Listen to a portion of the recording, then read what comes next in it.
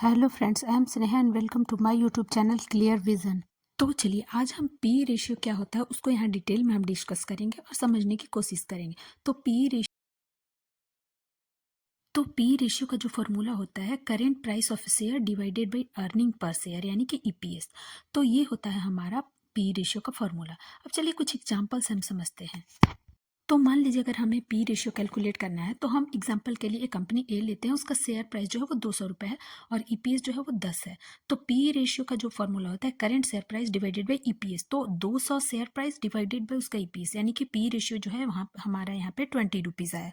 यानी कि कंपनी ए का जो पी रेशियो है वो 20 रुपीज़ है। चलिए अब हम कुछ तो हम जब भी पी रेशियो कंपेयर करेंगे तो सेम सेक्टर की कंपनी से कंपेयर करेंगे, यानी कि आईटी को आईटी कंपनी से ही आईटी के ही कंपनी से कंपेयर करेंगे, एफएमसीजी का एफएमसीजी से ही, टेक्सटाइल का टेक्सटाइल से ही पी रेशियो को कंपेयर करने की कोशिश करेंगे। यानी कि अलग अलग सेक्टर का अलग अलग पी रेशियो होता है।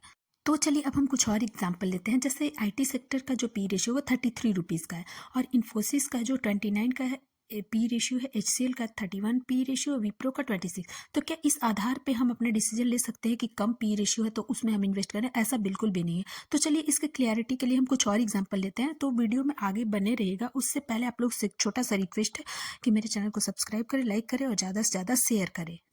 तो पी रेशियो को अच्छे से समझने के लिए हमने एक और एग्जांपल के लिए एक कंपनी ए लिया है।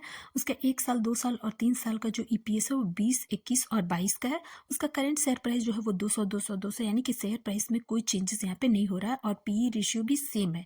यानी कि हम ऐसे में देख रहे हैं कि हमारा ईपीएस जो है वो 5% से ग्रोथ हो रहा है, लेकिन ऐसे 5% का ग्रोथ जो है वो हमें लो ग्रोथ मानते हैं। तो हम कह सकते हैं कि ये कंपनी जो है लो पी और लो ग्रोथ कंपनी है। तो चलिए कुछ और समझने के लिए कि सिर्फ लो पी रेशियो वाली कंपनियों में इन्वेस्ट करना सही नहीं होता है, ऐसा बिल्कुल भी नहीं है। तो चलिए कुछ और एग्जांपल्स हम समझते हैं। यहाँ पे कंपनी हमने बी लिया है, इसका ईपीएस जो है वो 1 साल, 2 साल, 3 साल का 20, 40 और 80, यानी कि ईपीएस जो है वो हमेशा 100% से ग्रोथ हो रहा है और शेयर प्राइस में भी यहाँ अच्छा खासा ग्रोथ हो रहा है। तो पी रेशियो जो है उसका भी ग्रोथ हो रहा है। यानी कि हम देख रहे हैं कि ऐसे में हमारा ये जो स्टॉक है, ये जो कंपनी है वो अच्छा खासा परफॉर्म कर रही है, यानी कि हाई ग्रोथ और हाई पी और हाई ग्रोथ कंपनी इसे हम मान सकते हैं। तो क्या जिस जिस शेयर प्राइस में ग्रोथ नहीं होता, जिसका ईपी पी में ग्रोथ नहीं होता, वैसी कंपनी में इन्वेस्ट करना सही नहीं है? तो ऐसा बिल्कुल भी नहीं। एक और एग्जांपल के लिए हम यहाँ पे लें, तो यहाँ पे हमने एक कंपनी सी लिया है, उसके 1, 2 और 3 साल का जो ईपीएस है 20, 40, 80, यानी कि ईपीएस में 100% का यहाँ पे ग्रोथ हो रहा है।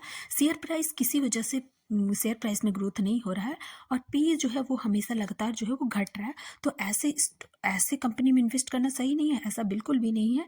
यानी कि हमारा ईपीएस तो अर्निंग पर शेयर तो बढ़ रहा है, लेकिन स्टॉक प्राइस किसी वजह से बढ़ नहीं रहा है। तो ऐसे स्टॉक में इन्वेस्ट करना हमारे लिए अच्छी अपॉर्चुनिटी साबित हो सकती है। इसे ही वैल्यू स्टॉक भी हम कहते हैं। तो तो कंपनी अच्छी है कि नहीं, उसके लिए हमें हमें 3 से 5 साल का ईपीएस, उसका ईपीएस ग्रोथ को देखना होगा और P ratio, historical P ratio को भी हमें देखना होगा। तब हम कह सकते हैं कि ये कंपनी जो है वो कैसी। अगर हमारा ये वीडियो आपको अच्छा लगा हो, इन्फॉर्मेशन अच्छा लगा, तो मेरे चैनल को सब्सक्राइब करें, लाइक करें और ज़्यादा से ज़्यादा शेयर करें। Thank you.